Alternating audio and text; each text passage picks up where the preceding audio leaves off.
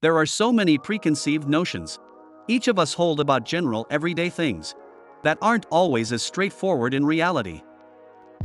In this video, you're going to realize that there are so many things in the world that aren't exactly what they seem. Number 10. Special effects wind. Most of us are aware of the use of green screens in professional video production. It's something we've learned to live with. So how do you think they make a model's hair flutter in the wind as they take a shot for a commercial? Or how do you think they make Superman's cape flutter to give the impression that he's soaring through the sky? They use a fan, surely. Wrong. They use ninjas in green suits. I'm not even lying. Take a look and see for yourself at this clip of the filming for Superman Returns.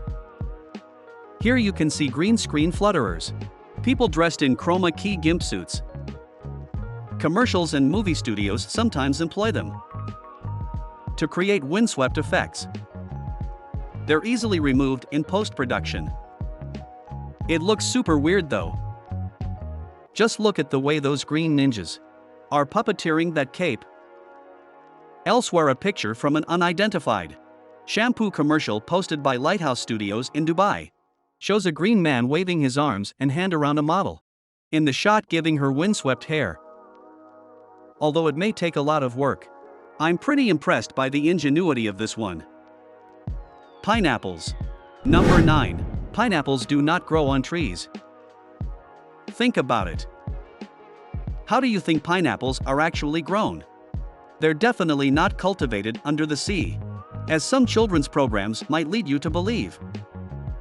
But given their size, a lot of people are mistaken for believing that they're somehow grown on trees. Some even think that the pineapples found in local stores are an export from Hawaii. This is no longer true because most of them now come from South America or Asia. If you asked any of the farmers from these regions to show you a pineapple tree, they'll probably laugh out loud. They know that it grows on a bush. The fruit has no seed, and the next generation pineapple bush grows on top of the fruit. It's true that a lot of us have grown out of touch with where most of our food actually comes from. Cereal marketing. Number 8. Cereal marketing. There are loads of cereal brands out there, and it's usually difficult to decide which one to go for. What makes the cereal boxes stand out though is the art covering it, which is why cereal brands employ some pretty neat tricks when it comes to designing that bowl of milk and cereal. Oh wait, did I say milk? I meant glue. That's right, milk is rarely used as the white stuff in the bowl when these pictures are created. Milk is too watery, meaning the cereal will just sink to the bottom and soak up the milk. Not particularly helpful during a photo shoot when you're trying to make the most appetizing photo possible. To avoid this, they use regular white PVA glue you'd use in art classes at school. Green grass. Number 7. Green grass. It's the sign of a prosperous neighborhood and a well-kept stadium. Grass that's so green you can take a picnic on it and feel like you're truly at one with nature. But what happens when you're too lazy to water the grass and it dies on you? Or what if there's a drought for the 4th year in a row? Well, that's what happened back in 2015, when Californians took matters into their own hands. Sick of the patchy yellow pastures many gardens had turned into, they just used regular old paint. Just look at these guys. Companies even capitalized on this by offering environmentally friendly turf dyes. Apparently, this has also been a secret weapon by landscapers at athletic fields and golf courses over the years. When you think about it, this one is actually rather funny. Like, the only way for people to get natural-looking grass is to use an extremely unnatural thing to paint over the problem. Then again, I suppose it's the only attractive solution when there's a drought. The grass on the other side of the fence isn't greener after all. Towels. Number 6. Towel stacks are a lie. Retail stores rely on sales Sales rely heavily on great advertising of the product you're selling. That's why at certain department stores selling towels, they often don't bother employing someone to fold the towels nicely into a stack. What they do instead is sort of loop one towel through a block of foam to make it look like multiple stacks of folded towels. It's actually pretty smart. I guess the phrase "work smart not hard" is fitting.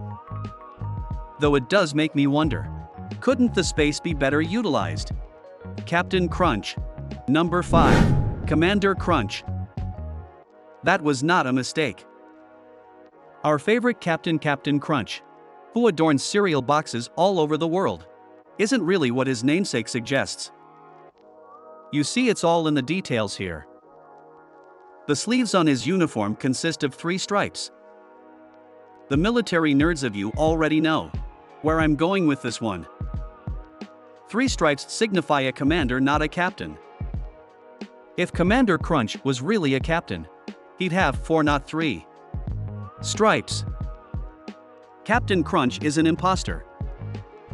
Toad. Number 4. Toad.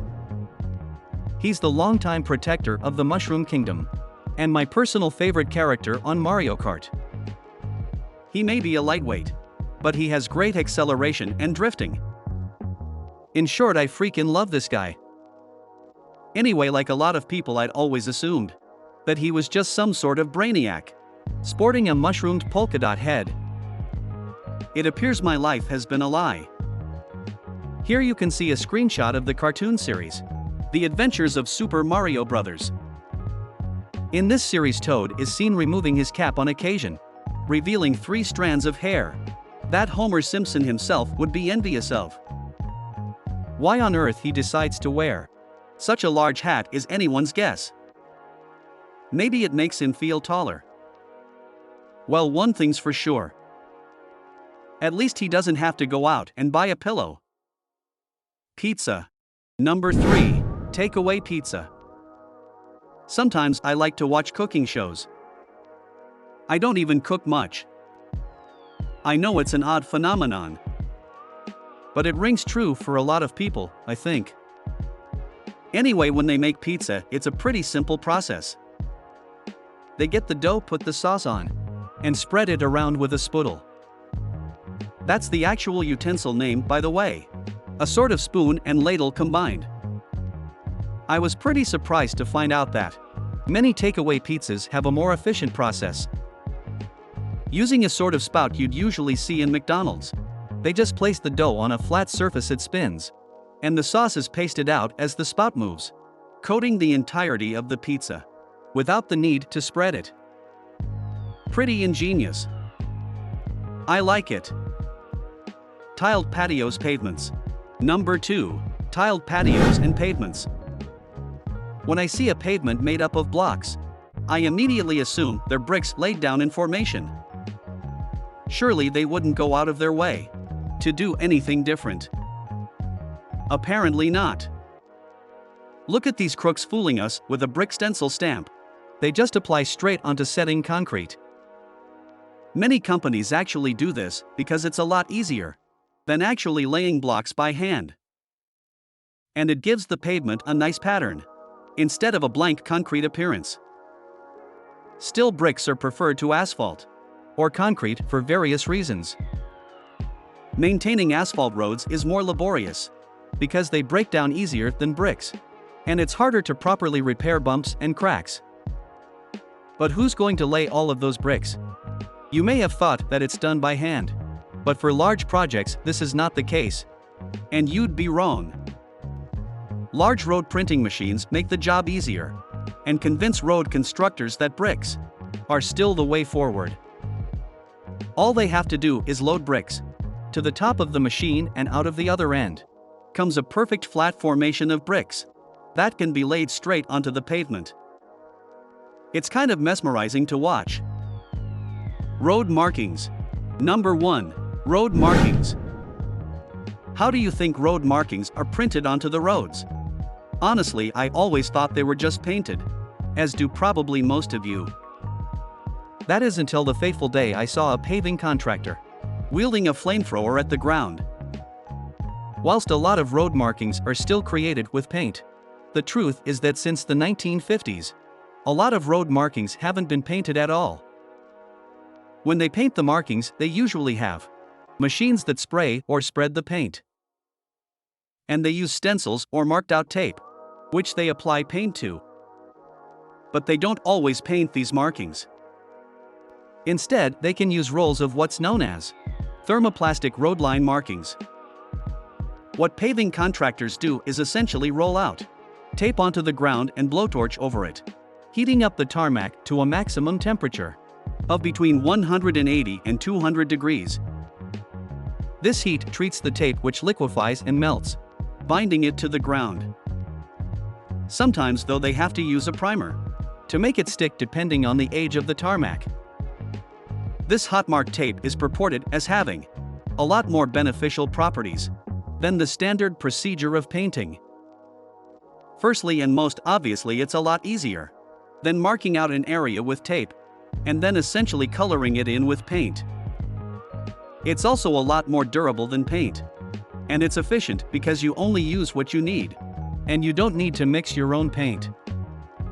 The practicality of it means that a lot of contractors use this tape specifically for repairs. They usually buy the rolls of tape in preformed sizes. It also means they can apply more intricate designs with pre-made stickers. For example, you can buy blue pedestrian markers, like this one, that are easily burned onto the ground. Imagine how difficult it would have been to actually paint that design on the ground. Thermoplastic line markers are apparently gaining in popularity, so now at least you know they exist. Which example did you think was the most surprising? Please let me know in the comments section down below. Also, if you know any other examples that should have made this video, make sure to leave a comment as well. If you enjoyed this video, make sure to subscribe and click that bell icon to stay updated. Thank you for listening. Be sure to hit the notification bell so that you know when we upload new videos.